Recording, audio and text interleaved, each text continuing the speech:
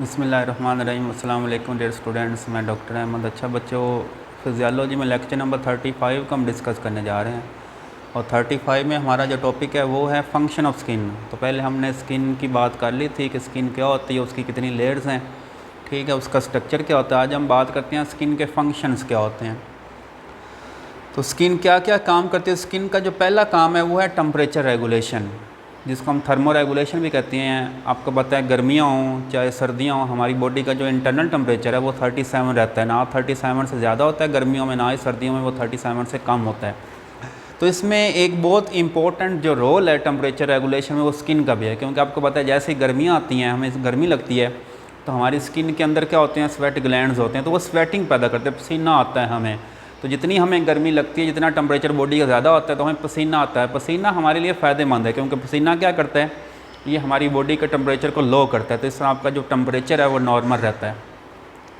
Secretion, दूसरा इसका function secretion है। आप देखें हमारी स्किन के अंदर स्वेट ग्लैंड्स हैं जो स्वेटिंग पैदा कर रहे हैं, और दूसरे सेबेशियस ग्लैंड्स होते हैं जो सीबम पैदा करते हैं। तो स्वेटिंग का मकसद थर्मो रेगुलेशन है, लेकिन जो स्पीशीज़ हैं जो सीबम पैदा कर रहे हैं, ठीक हो गया, जिसको ऑयल कहते हैं, तो इसका मकसद प्रोटेक्शन है, क्योंकि हमारी स्किन के ऊपर जो माइक्रो ऑर्गेनिज्म, बैक्टीरिया, वायरस वगैरह जो अटैक करते हैं, तो ये सेबेशियस ग्लैंड से जो सीबम निकल रहा है, ये सीबम उनके लिए एंटीसेप्टिक के तौर पे काम कर रहा है, उनको मार रहा है। और फिर यही आगे देखें, इसका जो तीसरा जो फंक्शन आ गया प्रोटेक्शन, वो इसी से मिलता जुलता है सिक्रीशन से, कि हमारी स्किन के अंदर क्या होती हैं, फैट सेल्स होती हैं, प्रोवाइड इंसोलेशन। अब देखें फैट सेल इंसोलेशन प्रोवाइड कर रहे हैं and protection against trauma to internal organs.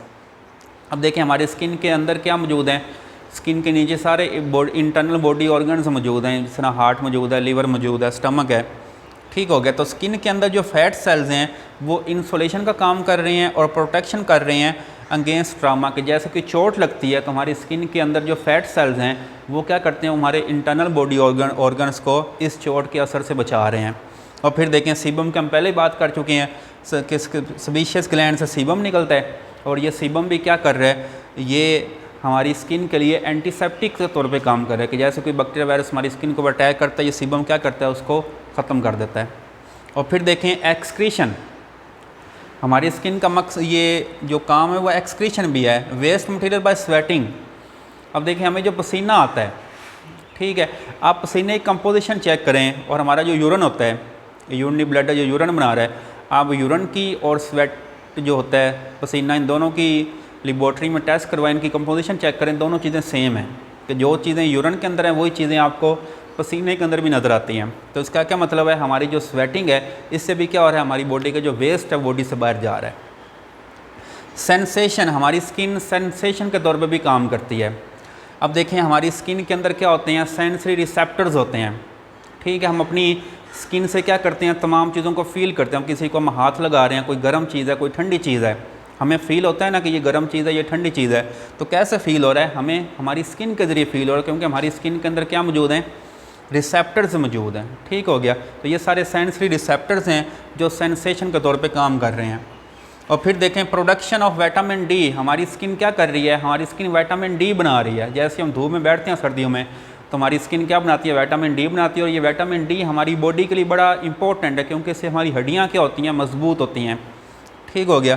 तो विटामिन डी भी प्रोड्यूस होता है स्किन के ज़रिए। और फिर देखें इम्यूनिटी, हमारी स्किन के अंदर जो लैंगरहैंस सेल्स होते हैं ये इम्यूनिटी के तौर पे काम कर रहे हैं, ठीक है, कि जैसे कोई बैक्टीरिया वायरस हमारी स्किन के ऊपर अटैक करता है तो ये सेल क्या करते हैं, उसको जाके मार देते हैं। और फिर देखें हमारी स्किन का सोशल इफेक्ट भी होता है। अब देखें जिस बंदे के अंदर वो मेलानिन पिगमेंट ज़्यादा होता है तो उसकी स्किन ब्लैक होती है, ठीक है। अब देखें जो काले रंग है तो हम सारे उससे नफ़रत करते हैं कि ये तो है ही काला सा, ठीक है, इससे क्या बात करनी है।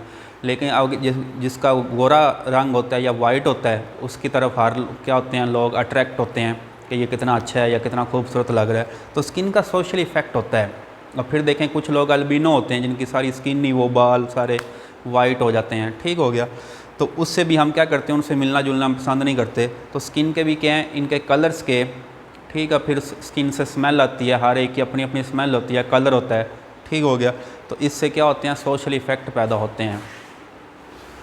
और फिर देखें एब्जॉर्प्शन, हमारी स्किन के अंदर एक एसर मेंटल लेयर होती है विच limits the amount of substances, मतलब ये जो चीज़ें हमारी स्किन के अंदर जा रही है ना, जिनको हमारी स्किन एब्जॉर्ब कर रही है, तो ये लेयर क्या कर रही है, उन चीज़ों को लिमिट कर रही है कि ये तमाम चीज़ों को अपने अंदर एब्जॉर्ब नहीं होने देती, क्योंकि ये तमाम चीज़ें हो सकता है हमारे इंटरनल बॉडी ऑर्गन्स के लिए नुकसान का बायस हों। तो जो चीज़ें नुकसान का बायस होंगी उन चीज़ों को ये लेयर क्या करेगी, रोक लेगी, और बाकी चीज़ों को क्या करेगी, वो अंदर जाने देगी।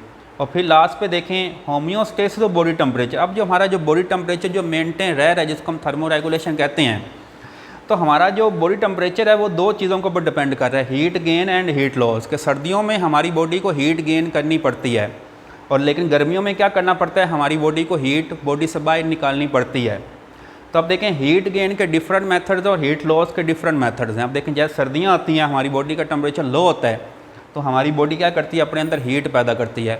हमारे जो मसल्स हैं वो शिवरिंग करती हैं, शिवरिंग से क्या होती है, हीट पैदा होती है। हमारी बॉडी का जो मेटाबॉलिक रेट है वो तेज़ हो जाता है, क्योंकि मेटाबॉलिज्म के ज़रिए क्या पैदा होती है, हीट पैदा होती है। इसलिए सर्दियों में ज़्यादा भूख लगती है, गर्मियों में हमें कम भूख लगती है, क्योंकि सर्दियों में हम जो ज़्यादा खाना खा रहे हैं वो ज़्यादा खाना किस में यूज़ हो रहा है, हमारी बॉडी का जो टेम्परेचर है उसको मेनटेन रखने में यूज़ हो रहा है। लेकिन जैसे हम गर्मियों में आते हैं तो गर्मियों में हमें क्या होता है, पसीना आता है, ठीक हो गया।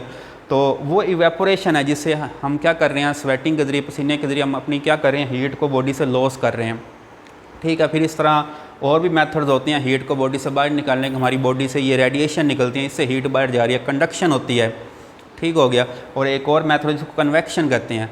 तो ये सारे मेथड्स हैं जिनको हम यूज़ करके हीट को बॉडी से बाहर निकालते हैं, और फिर डिफरेंट मेथड्स को यूज़ करके हम हीट को बॉडी के अंदर लेके आ रहे हैं। तो अगर तो हीट गेन और हीट लॉस के दरमियान बैलेंस हो गया और आपका बॉडी टेम्परेचर ठीक हो गया, तो उसको हम कहते हैं होम्योस्टेसिस ऑफ बॉडी टेम्परेचर।